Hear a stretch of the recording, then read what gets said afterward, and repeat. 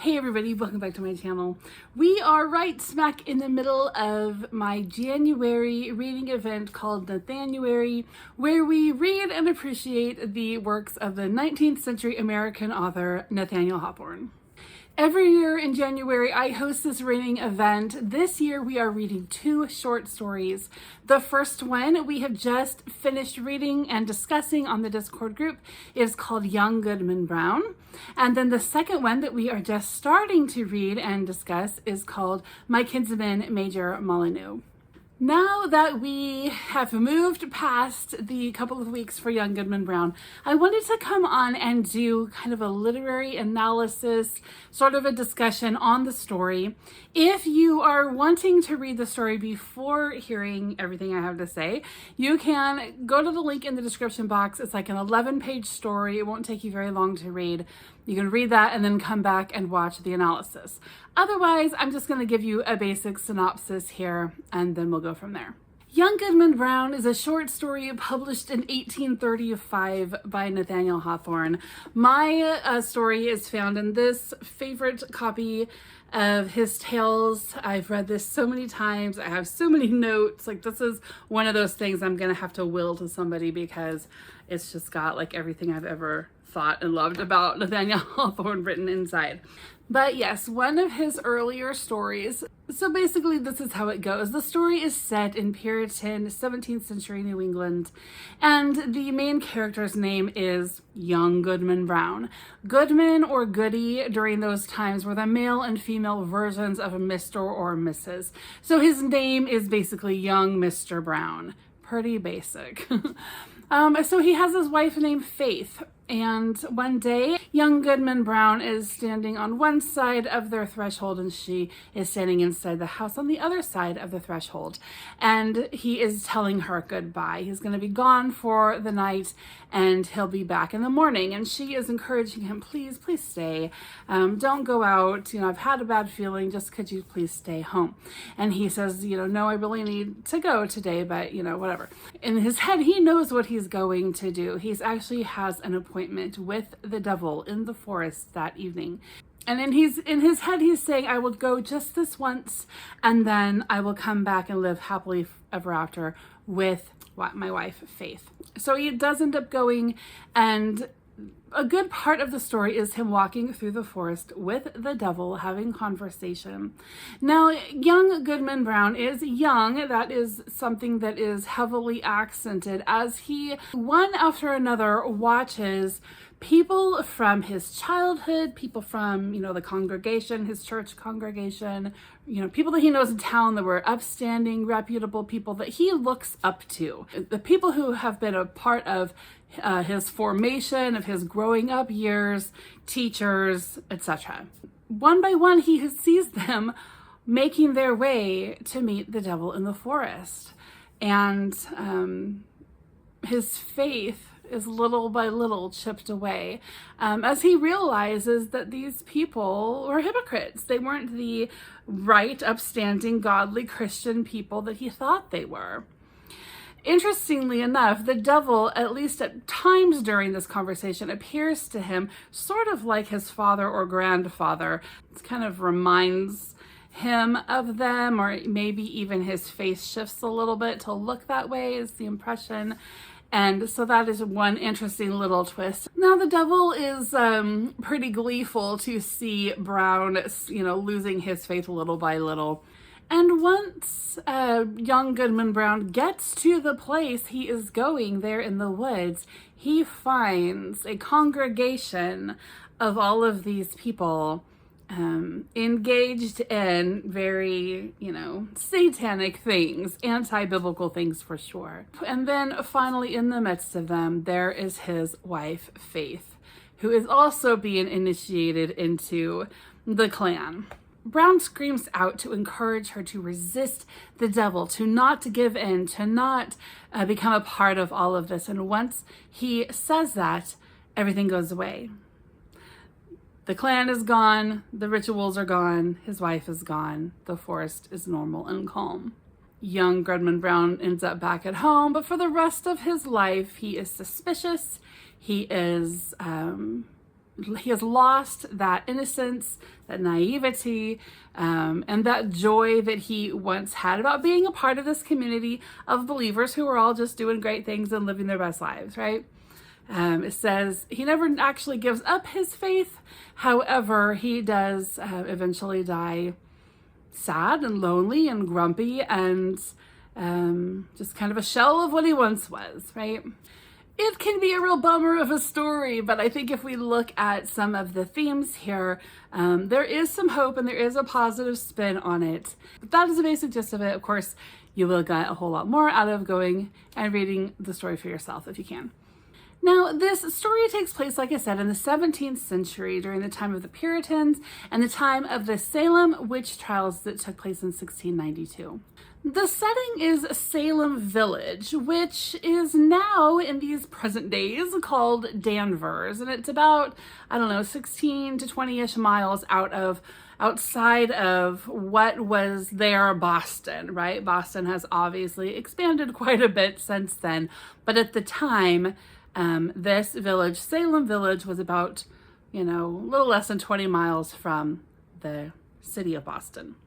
Now, there is a nearby town called Salem, but the actual, witchcraft paranoia of the time actually started in this Danvers, Salem Village place outside of the current, what we would know as Salem, Massachusetts.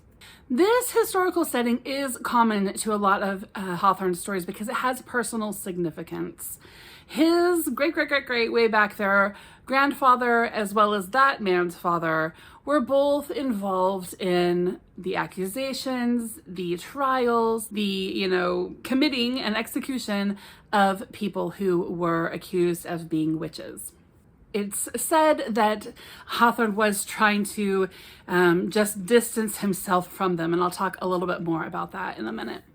Many people associate Nathaniel Hawthorne with Transcendentalism just because of the company he kept, but really he fitted better into kind of the Romanticism era of American literary history. He kind of wrote in a dark Romanticism genre and also in what is called the American Gothic genre. A lot of the dark sides of human nature found in the early, colonies and the culture of the colonies is what he tended to focus on in his writing. But he was very close with writers like Ralph Waldo Emerson and Henry David Thoreau and Bronson Alcott, all who sort of thought more in this newer transcendentalism sort of way. To sum it up, Romanticism and Transcendentalism are both literary and philosophical kind of trends during this time of American literary history. They both focused on, thinking for yourself, trusting your intuition, sort of connecting with the inherent goodness of nature. Romanticism really focused more on the beauty of creation and our own emotions and our own imaginations, sort of sitting with ourselves and with all that is around us and just kind of pondering and learning from it all, right? Transcendentalism took those concepts and then added a little bit more action behind it. Transcendentalism focused more on kind of being self-sufficient, self-reliant even. Maybe a more active, more rigorous, sort of pushing oneself forward to grow spiritually and intellectually. And probably a little bit of a naive belief that everyone was inherently good. You might get the impression from Hawthorne's work that he believed everyone was inherently bad, and to some degree he may have, but I think that he was really trying to focus on the hypocrisy that went on in politics, in government, but especially in religion. Most of Hawthorne's stories are packed out with symbolism, metaphors, allegorical stuff, all that good kind of stuff. And a lot of it has to do with the corruption of leadership of some kind. I think that's one of the reasons why his stories can seem very timely or modern, because even though he is talking about a period of history that was even old to him, we can see similar issues today, right? Now, when studying symbolism in literature, I usually go in layers, and I start with what is super obvious, and then I kind of dig a little deeper after that. In this story, what I started with were the names. The names were super obvious. We have two, main characters here besides the devil and then all the other little community members. We've got young Goodman Brown, which we can translate modernly into young Mr. Brown. Like, you cannot get any more basic, any more universal, any more everyday than Mr. Brown, right? So in that case, we're kind of dealing with somebody who is supposed to represent like the everyday person, like represent each one of us, right? And then we have his wife, Faith. And Faith represents all of the things that Brown puts his faith into. He puts a lot of faith in his wife, in her goodness, in her betterness than him, even to some degree. But she also represents his own personal faith. You really see that when you read the story, because he over and over will say, talk about Faith, his wife, but the message is really about his own personal spiritual faith. And that's why I encourage people to read the story through at least twice. First, reading it through, which every time he talks about faith, you're just thinking his wife, Faith. You get a great perspective there and a great sort of sense of his innocence and his, naivete about what's going on in his world. And then reading through a second time where his wife, Faith, every time he uses that word faith, is representing his own spiritual faith. That's where you really start to get the message that Hawthorne is giving in the story, and you start to dig a little bit deeper into what is going on in Brown's psyche, if you will. And then I kind of kept in mind what I know about the history of Nathaniel Hawthorne's own personal family name. This one is definitely an allegory, a metaphorical story that addresses some of the Hawthorne ancestral wrongs that Nathaniel wants to make right. He even changed the spelling of his last name in order to sort of distance himself from those historical characters. People who are lost in history to us, really, but at that time, it had been, only 140 years since all of that had happened. So it was still fresh in the mind of families that had been affected. So young Goodman Brown is on his way to keep this appointment with the devil in the woods, and I get the impression that Hawthorne is saying we all at some point will have this appointment. We all at some point will have an encounter with the devil. It seems that it's something Brown doesn't want to do, and he knows he probably shouldn't do, but he does what all of us do when we're fighting our better judgment and says, just this once. His wife, Faith, has a bad feeling about it all, and she is trying to keep him home. But he says, after this one night, I'll follow her to heaven. So just this once, and then I will never, face temptation again. Later on, when we see that she too has gone to the woods, we might wonder if maybe she was kind of subconsciously trying to have him keep her back, right? Hoping he would be the strength that she couldn't be, or the leader of the household, as biblically and traditionally he would have been. As I said, I think a lot of the meaning of this story can be revealed when we replace the word faith as the wife's name with the word faith talking about his own spiritual faith. Because ultimately the story shows how some people walk away from their faith while others hold on to it, and the reasons for both. His wife ultimately does hand over her faith in order to follow the devil. Brown does not, and once he's left his house and, walked away from that threshold that he could have crossed back over, he's entered into the testing of his faith. Brown does go to the woods, and as soon as he's had his encounter with the devil, he says, faith held me back a while. We can see that as, yes, his wife, Faith, did keep him back and, talk to him for a while, try to talk him out of it, but also that inner struggle. Should I even be doing this? His faith was holding him back from feeling completely free of conscience to go and do that. As he walks and talks with the devil, we see language that shows that he has several opportunities to make a choice to stop and turn back or cross a point of no return. At the very beginning of the story, he's crossed the threshold. Later, he faces a crook in the road. Halfway through the story, he sits down and refuses to go no further. After seeing an old woman who had taught him the Bible from a young age, he says, "Not another step will I budge. If a wretched old woman do choose to go to the devil, is that any reason why I should quit my dear faith and go after her?" He's using capital faith. Shall I leave my commitment to my wife and household and chase after what this woman's doing? But it's also saying, should I leave my own personal spiritual faith to follow this person who is obviously walking away from it? Brown faces blow after blow to his spiritual idealism as he watches people that he thought were good Christian citizens make their way to the meeting in the woods that night. He hears them speak in ways that show that they serve the devil. In this short span of an evening, his faith in the ones who grew him, who raised him, is crushed. All of those who influenced him have now become a betrayal to him, and the final blow is when he sees Faith, his precious wife, being initiated into this circle of false believers. The moral climax of the story happens when he has come upon the group of people and he shouts, "Faith, Faith, look up to heaven and resist the wicked one." He's referencing James 4:7. It's the Bible passage that says, "Resist the devil and he will flee." And that's exactly what we see happen. Immediately, that satanic situation just disappears. The night turns calm. The next day, life is going on as normal, but Brown himself is changed. And he's changed for life. After this night, he is no longer that naive, trusting, gentle person. He does seem to keep his faith intact to a degree.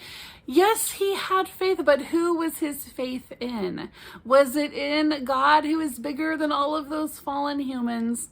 Or was it in all of those humans who had influenced him all his life? He dies old, gloomy, kind of hopeless, but with an old, aged faith looking on, it says. Now, I think there are several lessons that we could learn here, but the one that really stuck out to me was how important our faith walk is to other people. As a person of faith, I have people around me who are influenced by my words and my behavior, whether I like it or not.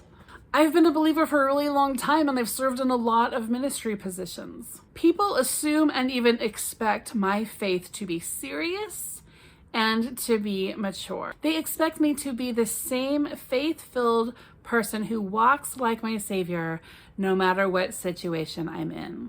If I were to go off the rails and start following the devil, if I were to be involved in some sinful, scary yuck, and then found out there are people who would walk away from God because of my faithless example. It's unfortunate that that's how people are, but that's how people are.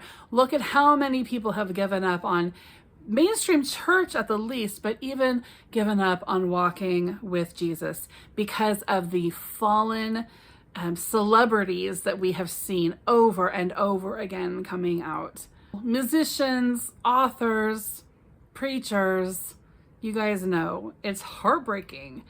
And that's what makes this story so relevant for even today, because it's always happened. It's always gone on, unfortunately. And it's also a warning not to put those people up on pedestals, right? It's great to have mentors. It's great to have people you look up to, but you also have to recognize my faith can't be in that person. Iron sharpening iron is a great thing. Bouncing ideas off of one another is a great thing. But holding someone up as a high example, there's only one man who should be in that spot, and that is our Savior, Jesus. For a believer, our lives are not completely our own, right? Some of that is supposed to be lived in service of other people. We are supposed to help people along, but here Brown is putting too much faith in man. It's caused his faith to suffer for the rest of his life, it seems. He did put too much faith in man, but his influences failed him as well. So there is a balance there to be found. We should surround ourselves with great godly friendships and even examples, but we should also make sure that we're building our own faith, that our faith is our own, and we know why we believe what we say we believe. And we've got to make sure that our faith can handle some testing, right? Here, Brown's was severely tested And maybe it's just because he was young, but it really took a beating. Hawthorne does leave the reader to come to these conclusions. He never actually explicitly tells us any of this, that the story is about any of these things. He just leaves the story with kind of a sad and gloomy ending at Brown's death, fitting perfectly with that dark romanticism genre that he's known for writing in. Well, there is so much more to be drawn out of the story. I think that these topics are really the essential, kind of obvious core topics of the story. And they are things that I find fascinating.